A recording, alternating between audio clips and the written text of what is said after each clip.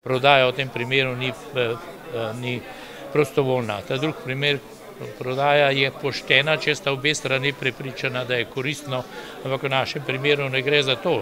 Že vlada ni povsem prepričana, da je to koristno, večina ljudi pa je prepričana, da je takšna privatizacija škodljiva.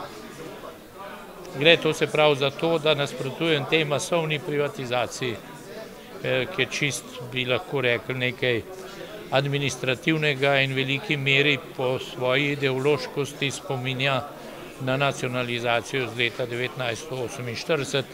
Takrat, kot dostikrat rečem, je vsak frizer ogrožal socializem pa Jugoslavijo, zdaj naj bi pa državno podjetje ogrožalo kapitalizem pa Evropsko unijo. In temu nasprotujem vmešavanju Evropske komisije v to, ker ko smo šli v Evropo, smo pač izpolnili tista poglavja, postali član Evropske unije pod takšnimi pogoji, s takšnim gospodarstvom, kakršnega smo imeli, in ne vidim nobenega razloga, zakaj bi bilo tu treba poslušati kakorkoli Evropsko komisijo, pri čemer celo mislim, da je to poslušanje Evropske komisije bolj izgovor naše politike, kot pa dejansko siljenje strani Evropske komisije.